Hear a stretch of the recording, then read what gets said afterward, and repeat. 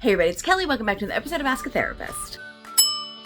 Have you ever noticed that the youth group stars of yesteryear are the queer adults of today with the sprinkling of religious trauma? Maybe it's my history of working in churches, or maybe it's the fact that's the place I found myself in a couple of years ago. I don't know. But that is a trend that I noticed, that youth group star to queer adult pipeline is real and pretty intense, which leads me to wonder why. And as I talk to more people about it, it seems to echo into lots of people's circumstances. So as most things do, I'm bringing it to you now. Because there's a few reasons why this happens. All of them sort of do come back to that idea of that desire for external acceptance, then indicating it being okay to have internal acceptance. And while it might take on a couple of different forms, it kind of all comes back to that. So last week, I talked to you about whether or not those in the LGBTQI plus community are more likely to be people pleasers.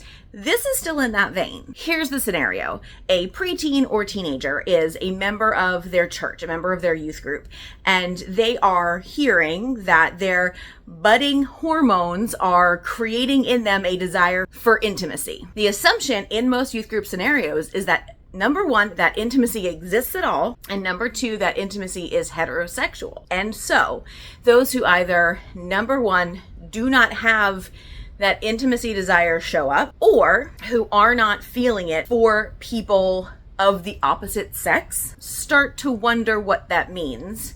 Potentially, okay? Following that trail, let's assume they don't necessarily have the verbiage to understand or like the diversity of experience to understand sort of like what's happening, that even that queerness exists, that it's possible to be a member of the LGBTQI plus community, that any of that is a thing, right? They still have a hunch there's something happening in there for them that may or may not match what they think the adults are talking about in those small group lessons, in those sermons, in those cautionary tales, or those come to Jesus moments that they have where they tell you to put on a purity ring and wait for marriage, right? They decide to be the best Christian ever.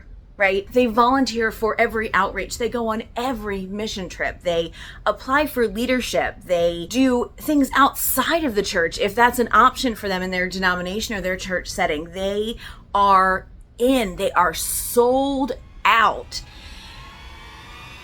because they need to do the work to prove to those adults that no matter what's happening in here, no matter what feels messy or feels kind of confusing or feels like I might not be on track with what you're talking about, I'm gonna do the things, and you are going to accept that. And when you accept that and you approve of me and you love me, I will love me and I will be fine.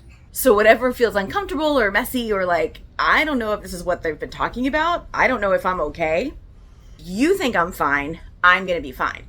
Which sets up this cycle of needing to retain that approval of the adults in their life over and over and over and over again, which also sets up a cycle of burnout, which is really the next step.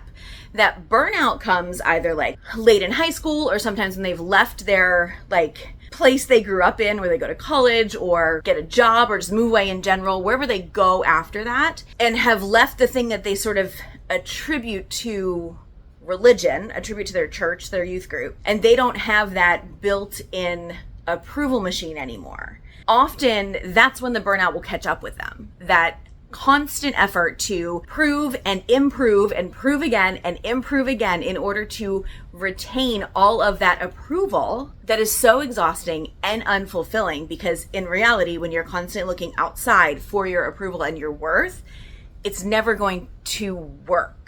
Because you have to find that value on the inside. You just do. It never lasts. It never works to be looking for that from the outside. I'm sorry. So they've moved away. They have lost the sort of machine that they've built to acquire that approval, to be able to prove to themselves that they are worth people liking them, that they do have worth inside of them. And they're just sort of, I don't know, hanging out, burnt out, exhausted, and not sure where to go. Now, often that does free up some energy. And that energy being freed up gives them a moment, maybe a couple of moments, where they can look and say,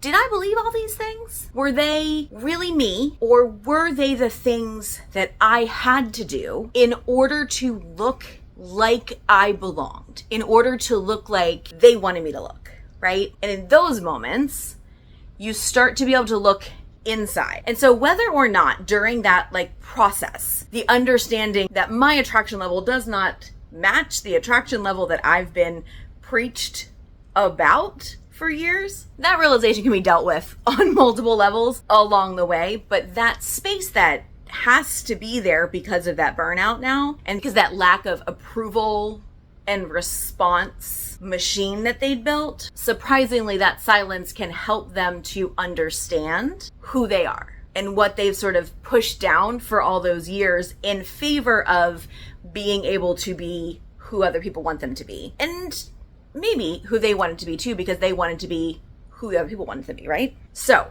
that is one way that pipeline works. Another way is people who do know and are scared, right? So people who do know what this means, people who do know that they do not have that attraction, that feeling, the way it's explained to them in their preteen and teenager years, you are going to feel this certain way for this certain type of person. And they're like, I don't. And I know what it means to be gay. And I know what it means to be asexual. And I know what it means to be any of these different things that are not cis, het, with sexual attraction, that is to be tamped down until I'm married and then let loose and enjoyed once I'm married. And anything outside of that means I'm wrong, right? So they know they're outside of that. So obviously, according to the church, they're wrong. So they work, and they work hard to make themselves change. The thing about shining bright in a church setting is you can do that and hide a lot of stuff, because the things that you're supposed to do to excel in a church setting are also the things that you do to run away from yourself, because you're supposed to, say it with me now, die to self, have works with your faith. Lean not on your own understanding, but ask other people, and especially God, to help guide your path. All of the things that you would need to be doing if you're running away from something in here, you would be doing if you were a good Christian. So what better place is there to hide that than in a church, or really a lot of other religious settings? But today we're talking about that youth group pipeline. So when somebody knows that they are so far outside of that narrative, they are going to work even harder to make themselves worthy of that love, that acceptance, to change that thing about themselves. Or if they discover they can't change that thing about themselves, that does sort of link back to that video from last week that we talked about how if you work hard enough and you are good enough and important enough in somebody's life, then when you tell them who you are, they might not leave. You might be too essential in their life and they can't lose you. So no matter how disappointed or offended or how much they might dislike who you are, they will eventually be okay and still keep you. So you can still have that person in your life because you've become indispensable to them. So either way, that hard work's going to pay off because you won't be alone. And it gives you a way to match how you're feeling about yourself inside, because you haven't been taught how to accept yourself and you haven't been taught how to love yourself. So there's a deep dislike and discomfort about yourself. Keeping yourself in that religious place, in that place that doesn't like you and doesn't accept you and talks about who you are as being not okay, that matches how you feel on the inside, and that matches how you think you deserve to be treated. So it keeps you very easily in that place where your brain already feels comfortable and your body feels pretty comfortable, because that's what you deserve, because that's who you think you are. This lane for these people that fall into that category ends when it gets too tough to continue. When the expectations of those people that they're trying so hard to impress get to be too much. When the things they're doing for them feel too hollow to continue to do. Or when they feel like there's nothing left in them to give to anyone and they're still not enough. And that leads to some level of burnout and some level, usually of personal dislike. And typically in those moments when you have to look at yourself and you have to look at your past and you have to look at where you want to be and make some decisions about how you want to live, that is usually when people say, okay, there is this thing about me that I either need to lean into or completely ignore, and you do get that choice. I either need to lean into or completely ignore, and people who love me gonna have to decide what they're gonna do. The pipeline empties out at the people who choose to lean into it, right?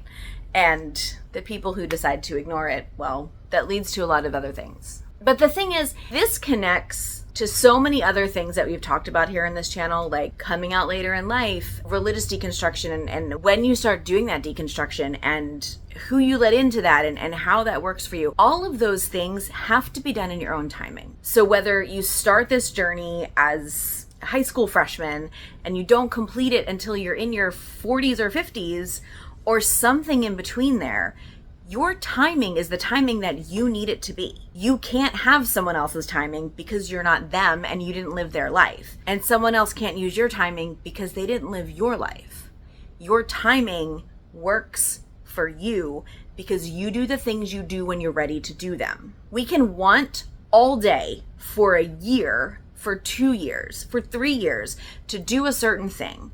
But until you're actually ready to take the action on it, you're not going to do it. So making yourself feel bad for not taking action or not doing a certain thing for X amount of time doesn't really serve any purpose besides keeping yourself stuck in dislike for yourself. Which then I would usually ask people, like, why do you want to dislike yourself? Like, is there a reason for that? And well, that's a whole nother thing.